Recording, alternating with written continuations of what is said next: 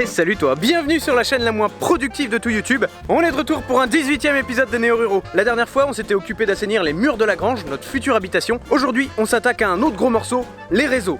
L'eau, l'électricité, les télécoms, on a plein de gaines à faire passer et surtout, on a plein de trous à creuser. Alors il n'y a pas une minute à perdre, on y va. Pour commencer, on va percer des trous dans les murs pour voir où vont déboucher nos gaines à l'extérieur. Et c'est Benoît qui s'y colle, sous la supervision de Lily.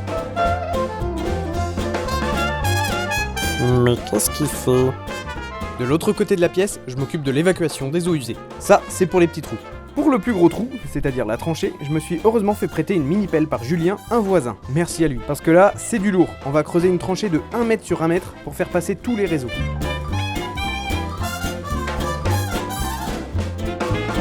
Le sol est bourré de pierres ici, du coup, on n'avance pas vite. On fait à peu près du 2 mètres à l'heure et il y a une quinzaine de mètres linéaires. Je te laisse faire le calcul.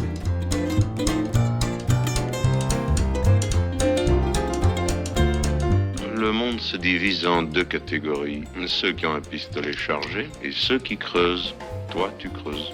Pourquoi une si grosse tranchée ? Parce que les réseaux doivent être distants de 20 cm les uns des autres, parce que l'eau doit être hors gel, donc au minimum à 50 cm de profondeur en Bretagne, et surtout parce que la mise à la terre doit être à 1 mètre de profondeur. Maintenant que tu sais tout, on continue, en faisant gaffe aux hortensias. Bah ouais, t'inquiète.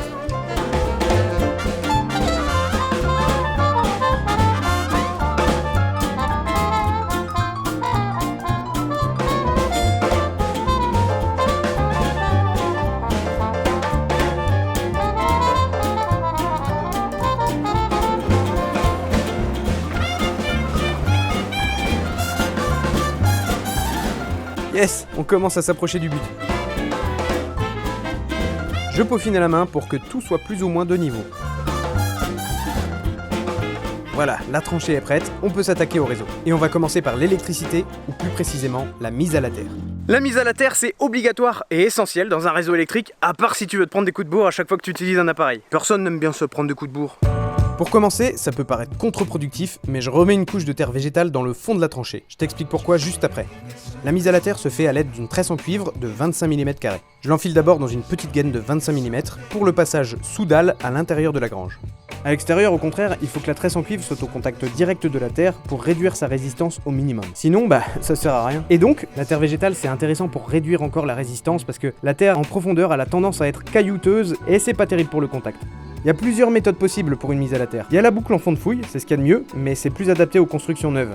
Ensuite, tu peux aussi enfoncer des piquets de terre reliés à la tresse en cuivre à 2 mètres de profondeur, mais nous c'est compliqué de descendre aussi bas parce qu'on tape assez rapidement dans la roche. Et enfin, il y a donc la méthode qu'on a choisie nous, à savoir la prise de terre en fond de tranchée. Pour ça, on doit avoir 20 mètres de cuivre enterré au minimum, suivant la nature du sol. Comme on n'a pas trop envie de recreuser la tranchée plus tard si le consuel nous dit que ça va pas, on a prévu large. On a pris 35 mètres de cuivre, dont une trentaine qui sera enterrée, on fait un aller-retour dans la tranchée, et on termine par un piquet de terre qu'on enfonce encore à une cinquantaine de centimètres à la fin.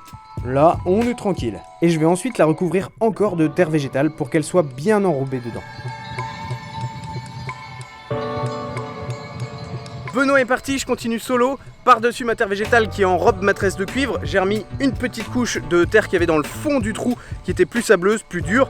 Et à l'intérieur, j'ai calé plein de petites pierres parce que la terre était très rocailleuse, donc ça va restructurer le sol.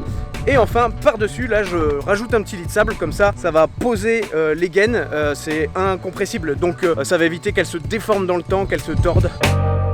Et avec mes 10 cm de terre végétale, plus 10 cm de cailloux et de sable, j'ai bien 20 cm qui me séparent du prochain réseau, l'eau.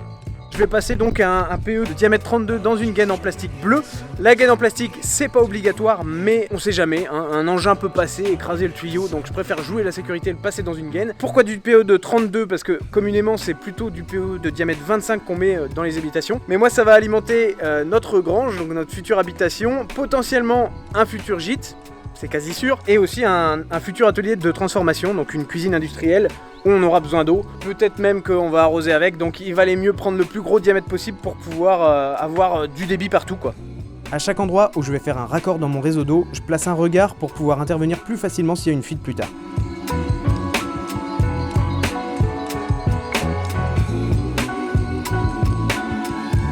Collé à la grange, il y a justement un regard déjà existant. Côté maison, par contre, il n'y avait rien du tout.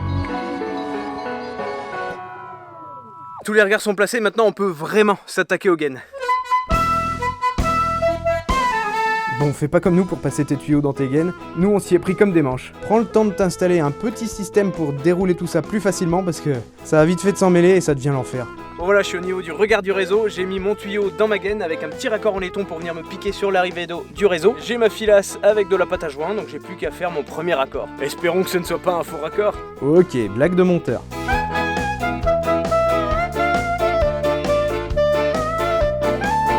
Bon, je me suis bien galéré, mais a priori c'est bon pour celui-là. Donc juste pour expliquer, ici il y a le compteur. Juste après, il y a un clapet anti-pollution. Ça c'est très important, c'est obligatoire. C'est pour éviter que notre eau domestique reparte sur le réseau et puisse infecter le réseau. Ensuite, j'avais mis une vanne au départ qui m'a servi sur le chantier pour avoir de l'eau. Et j'arrivais pas à la retirer, j'ai serré comme un âne. Donc elle est restée là. Et ensuite, bah voilà, le premier tuyau est raccordé.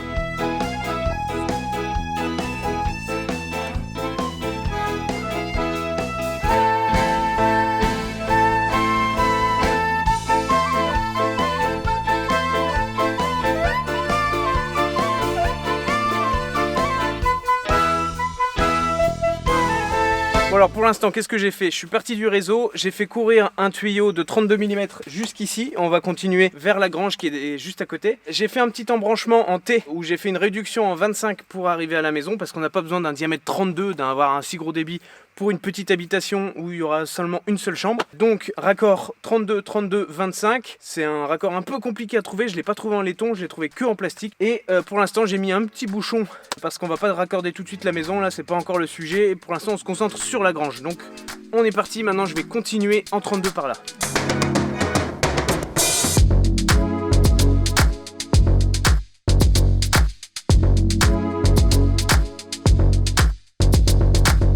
Bon, il faisait trop sombre hier, donc j'ai dû arrêter de filmer. Je reprends maintenant, on est le lendemain matin, je fais un petit résumé. Ici, j'ai mis un T en laiton 32, 32, 32. Ça va partir là-bas vers les dépendances et de l'autre côté vers la grange. Ici, il y avait déjà un regard en place. J'ai fait une réduction 32, 25 et un coup de 25. Un deuxième coup de 25 ici qui part dedans. Et on reprend à l'intérieur.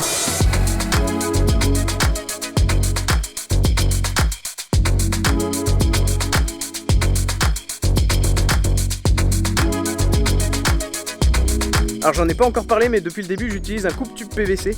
Ça peut paraître gadget, mais par rapport à une scie à métaux qui fait des coupes un peu dégueulasses, ça te fait des coupes nettes, droites, y a pas besoin d'ébavurer, tu gagnes blinde de temps. Franchement c'est cool. Et en plus c'est super facile à utiliser quoi. Bon, on va tenter une mise en eau pour voir si j'ai bien fait mon job. Et il y a Chloé qui vient m'aider pour ça. Bon, il y a déjà un gros souci ici. Ça commence dès là-bas. Bon, on avait 3 fuites qu'on a réparées, on recommence. Peut-être qu'il se passe un truc ici, mais oui. Ah si, ouais, non, ça fuit. C'est genre là, ici, elle sort, elle s'expulse par là. Ok.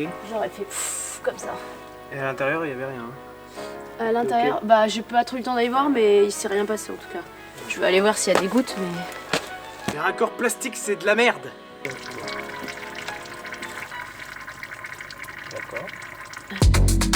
En attendant que je rachète des raccords de meilleure qualité qui vont durer dans le temps, on s'occupe de la suite. On enterre le réseau d'eau, on remet une couche de sable et on place nos fourreaux verts qui correspondent aux télécoms.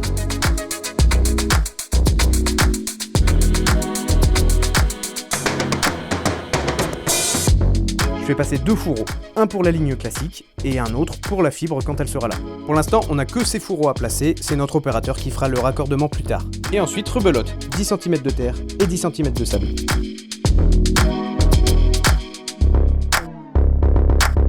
Ah ouais, et si tu te demandes pourquoi on met pas tout simplement les différents réseaux sur un même niveau, c'est juste parce que certains devraient se croiser et on essaye toujours de garder nos 20 cm d'écart entre chaque. Ça, c'est fait, on peut passer au dernier réseau, l'électricité. Et Sarah va nous expliquer comment on passe un câble dans une gaine. Attends, du coup t'appelles ça comment là, le câble électrique? Ah, c'est un câble. Je dis un câble électrique? Ouais. Et ça, le fil, j'appelle ça le fil. Alors, on prend le câble électrique, on calcule à peu près 20 cm, on prend le fil, on met d'abord du scotch, on fait 3 nœuds qui correspondent à des nœuds de tricot. Du coup, on fait le tour, on passe par en dessous, et hop, ça fait ou des nœuds marins, ou des nœuds de ce que vous voulez à partir du moment où ça bouge plus. 1, 2, 3, et on rescotche le bazar. Et on peut passer le câble dans la gaine. Pour l'électricité, j'ai choisi un branchement de type 2, c'est-à-dire qu'un compteur a été installé dans un boîtier en bordure de terrain par Enedis, et il faut maintenant que je relie ce compteur à un futur disjoncteur général à l'intérieur de l'habitation. Pour faire ça, il faut un câble RO2V, dont il faut ensuite calculer la section qui te correspond. Nous, on a souscrit à une puissance de 12 kVA pour notre compteur, c'est la puissance classique de raccordement pour les particuliers, et ça correspond à une intensité de 60 A en monophasé. Ça va? T'arrives à suivre? T'inquiète, moi j'y connais rien, tout ça c'est dans un tableau de conversion. Et donc, comme tout est dans des tableaux, comme j'ai 60 A et moins de 27 mètres de distance entre le compteur et le futur disjoncteur, il me faut un câble de 16 mm².